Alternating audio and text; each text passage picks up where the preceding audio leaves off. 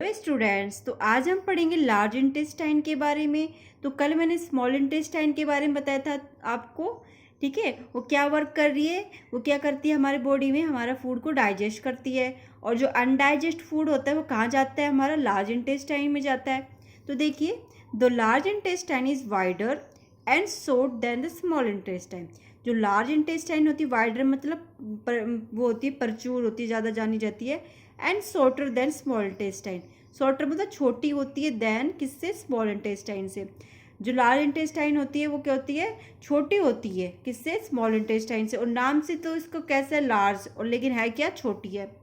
It is about 1.5 metre in length. ये कितनी metre length होती है इसकी, 1.5 मीटर लेंथ होती है। और जो स्मॉल इंटेस्टाइन की लेंथ कितनी थी, 7.5 मीटर लॉन्ग थी। Its function is to absorb water and some salt from the undigested food materials.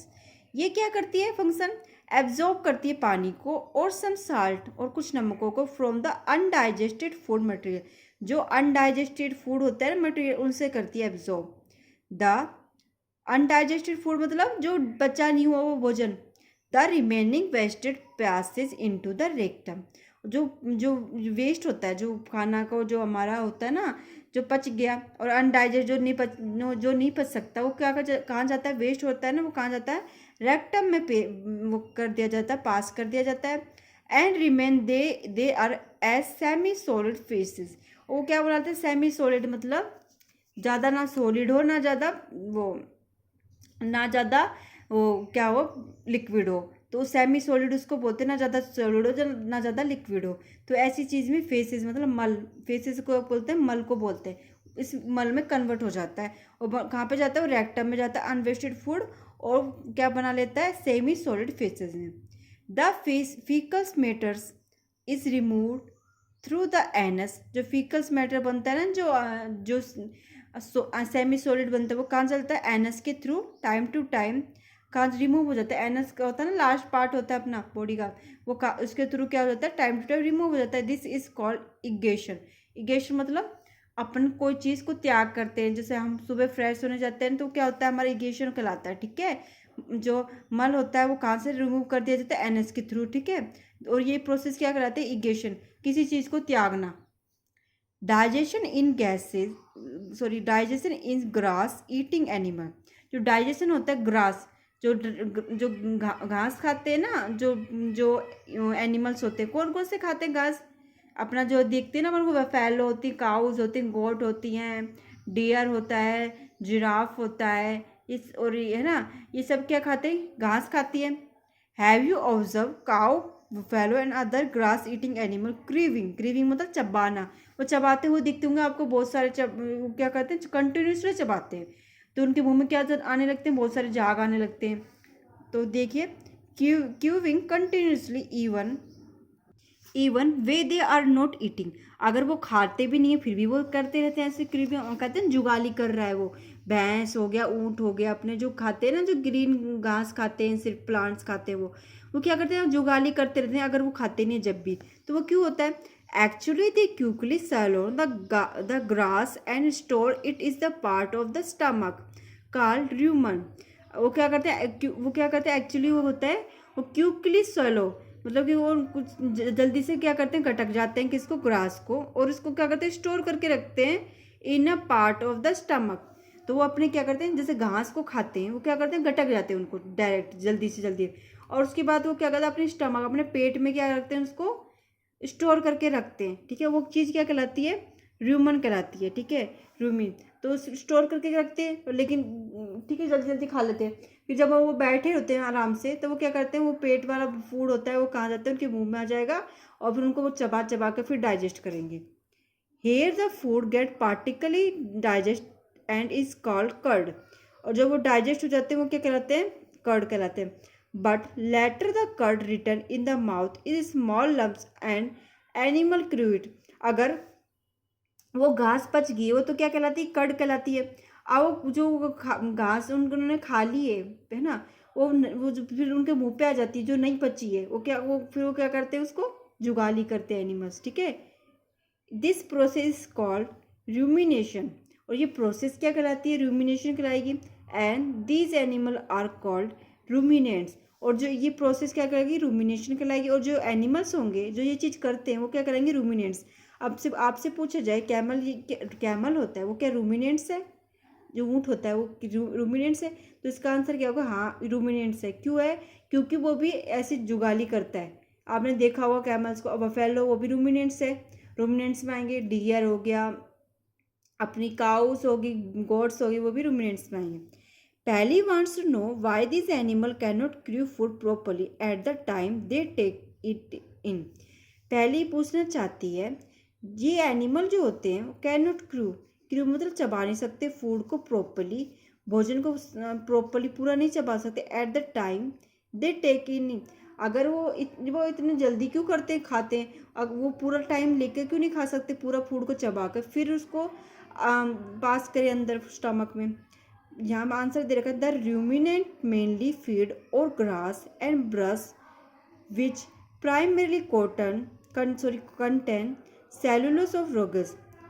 जो लगातार वो क्या करते हैं, फीड करते रहते हैं घास को, तो उससे क्या होते हैं, उनके जो सेलुलोस होती है और रगस होते हैं उनको जो वो नहीं मिलती। सेलुलोस और रगस क्या होते हैं, न्यूट्रिशन होते हैं ना।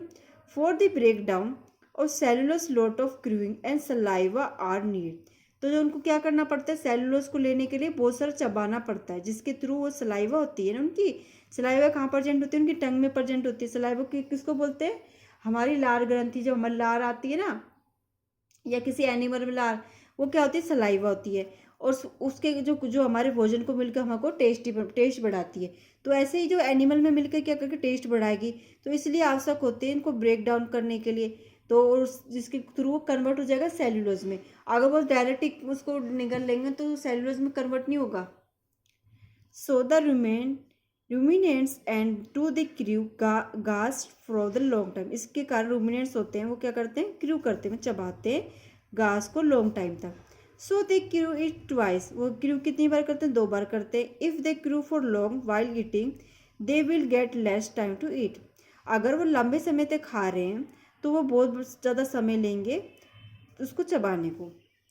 द घास इज रिच इन सेलुलोज। तो घास होती है ना, जो अपन ग्रीन घासेज होती है, उसमें क्या होगा, बहुत सारी संख्या में क्या होते हैं, सेलुलोज प्रेजेंट होते हैं। ए टाइप ऑफ कार्बोहाइड्रेट, क्या है, एक टाइप का कार्बोहाइड्रेट है। Many animal including humans can not digest cellulose.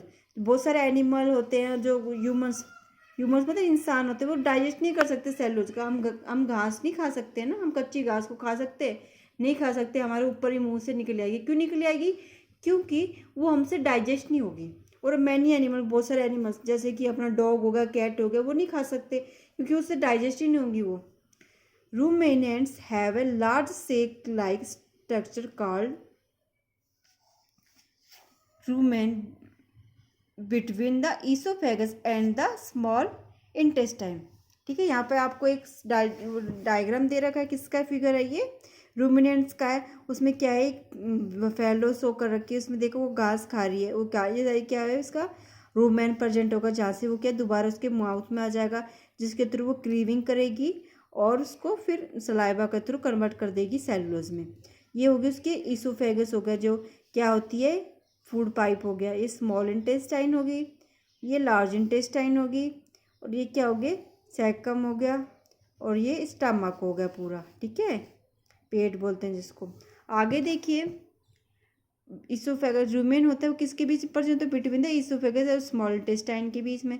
The cellulose of food is digested here by the action of certain bacteria which are not present in human. जो cellulose होता है वो food में क्या होता है, डाइजेस्ट हो जाता है, किसके थ्रू, बैक्टीरिया होता है ना जो प्रेजेंट होते हैं, वो उसके कारण वो नहीं होता। जो सेलुलोज होता है वो एनिमल्स में तो होता है ना, बफेलो, वो उसमें तो डाइजेस्ट हो जाता है, लेकिन जो उसमें क्या होता है, बहुत सारे बैक्टीरिया प्रेजेंट होंगे जिसके कारण वो ह्यूमंस में डाइजेस्ट नहीं हो सकता। So far you have learn about animal which process the digestive system. तो अब तक आपने पढ़ लिया होगा कि जो एनिमल होते हैं, जानवर होते हैं, वो भी कैसी प्रोसेस करते हैं, उसमें भी कौन सी प्रोसेस होती है, डाइजेस्टिव सिस्टम वाली प्रोसेस होती है।